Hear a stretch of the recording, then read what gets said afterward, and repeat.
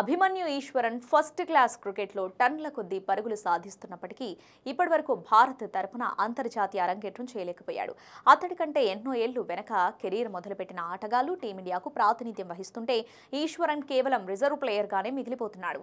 England పర్యటనకు ఎంపికైన ఈశ్వరన్ తొలి టెస్టులో అరంగేట్రం చేస్తాడని భావించారు. కానీ టీం మేనేజ్మెంట్ మాత్రం మరోసారి అతడికి మొండి చేయి చూపించింది.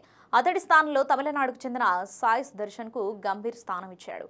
ఇప్పటికీ ఈశ్వరన్ 3 సార్లు భారత జట్టుకు ఎంపికైనప్పటికీ అరంగేట్రం చేసే అవకాశం మాత్రం రాలేదు. అదే సాయి సుదర్శన్ విషయంలో పరిస్థితి భిన్నంగా ఉంది. సుదర్శన్ భారత టెస్టు జట్టుకు ఎంపికైన తొలిసారి డెబ్యూ చేసే అవకాశం వచ్చింది. ఇక తుది జట్టులో ఈశ్వరన్ కు చోటు దక్కకపోవడంతో భారత జట్టు మేనేజ్మెంట్ పై నెటిజన్స్ విమర్శల వర్షం కురిపిస్తున్నారు. ఫస్ట్ క్లాస్ క్రికెట్లో కాదు, ఐపీఎల్లో బాగా రాణిస్తేనే టీమిండియా తరపున ఆడే అవకాశం లభిస్తుందని, అది మరోసారి రుజువైందని సోషల్ మీడియాలో పోస్టులు పెడుతున్నారు.